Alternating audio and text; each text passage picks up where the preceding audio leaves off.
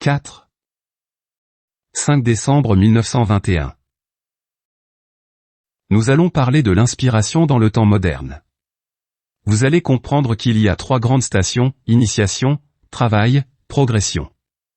L'épanouissement, partiel sur les mondes, et complet dans l'espace. Nous avons vu nos artistes faire leur initiation dans l'Antiquité, soit en Grèce, en Égypte ou à Rome. De retour dans l'espace, ces êtres ont mûri et mis à profit les qualités acquises dans une ambiance matérielle, revenus sur la Terre dans une autre incarnation, ils ont apporté leur idéal à l'époque de la Renaissance, puis cet idéal s'est épanoui un siècle plus tard dans les lettres, les arts et l'architecture. Je veux parler du siècle de Louis XIV. Ces esprits étant retournés à l'espace, pendant un temps assez long, l'inspiration en général ne fut que médiocre au XVIIIe siècle et latente au XIXe. En quoi consiste-t-elle à notre époque? Les esprits, imbus des belles œuvres glanées sur la Terre et dans l'espace et qui sont actuellement désincarnés, reviendront à un moment où l'art et l'esprit divinisé devront refleurir d'une façon plus intense. Parallèlement, d'autres esprits, qui, dans leurs antériorités ont travaillé à l'évolution matérielle, se sont imprégnés de positivisme et, ici-bas, à l'heure présente, leur inspiration, qui est à classer dans l'inspiration personnelle, se porte vers des choses scientifiques.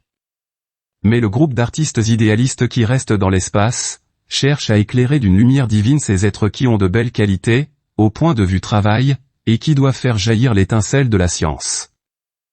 C'est pourquoi, en ce moment, vous constatez une lutte entre la science pure et la recherche des destinées humaines, leur formation et celle du cosmos. Vous allez me dire, comment concevez-vous l'art dans l'espace? L'art jaillit de l'inspiration, c'est pourquoi il était nécessaire de vous montrer comment l'art se développe et grandit en une évolution constante, afin que vous puissiez vous rendre compte de la marche ascendante de la spiritualité. C'est seulement lorsque vous comprendrez bien comment l'étincelle artistique, l'étincelle divine se dégage de l'esprit, que vous pourrez comprendre aussi et idéaliser les tableaux qui se déroulent dans l'espace, plus grandioses et plus complets que ceux que vous voyez sur la Terre et qui n'en sont que le pâle reflet. Les esprits positifs terrestres, pourvus d'une étincelle créatrice, cherchent, par l'inspiration scientifique qui leur est propre, et celle qu'ils reçoivent des êtres désincarnés, à percer le mystère de la vie et de l'univers. Toutes les forces s'entrecroisent, du monde visible au monde invisible.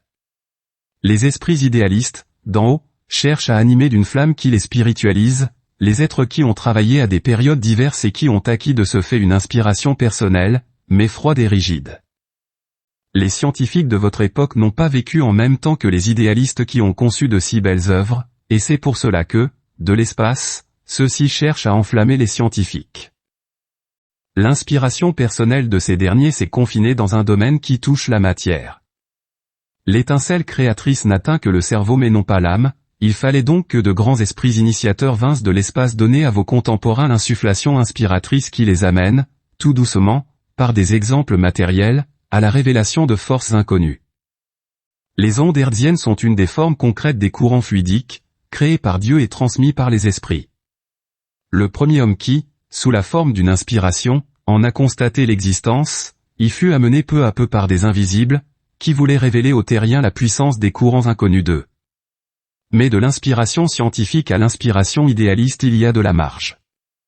Les difficultés sont en raison des moyens d'action, mais, dans les siècles futurs, il faut que tous les êtres vibrent à l'unisson et à l'heure actuelle, le noyau de chercheurs scientifiques a besoin de ressentir une inspiration, où se mêlent la science et la forme spiritualisée de l'œuvre divine, dans toute sa grandeur et sa beauté. Étant donné que les vagues d'êtres vivants qui passent sur votre terre n'ont pas toutes le même degré d'évolution, l'inspiration qui anime chaque vague ne peut être de même nature. Pour préparer la tâche progressive des générations, il y a dans l'inspiration scientifique un mélange d'inconnus, de surprises qui engendrent quelquefois un scepticisme qui ne sera pas durable. Il arrivera fatalement que, dans le cycle qui se prépare, vos savants devront accepter et enseigner à votre humanité les forces nouvelles qui jaillissent continuellement de l'éther. Le jour où vos scientifiques auront découvert, par l'intuition et l'inspiration, la source des courants qui animent l'univers, l'idéal divin sera prêt de refleurir sur votre terre et nous pourrons affirmer, avec vous, que l'évolution terrestre aura fait un grand pas. L'évolution scientifique se poursuit dans tous les domaines, depuis la précieuse découverte matérielle jusqu'à l'application aux arts de principes positifs et nouveaux. Actuellement vos arts, sauf la littérature, procèdent de ce genre un peu impulsif d'impression et d'inspiration. Si pendant la Renaissance, les compositions paraissaient parfois un peu naïves, de vos jours, la couleur, la forme, la puissance d'inspiration ne manquent pas, mais il faudra acquérir, dans les siècles futurs, la notion d'idéal qui servira de lien à toutes les œuvres de la pensée. Dieu vous donne par là le sens réel et profond de son œuvre universelle.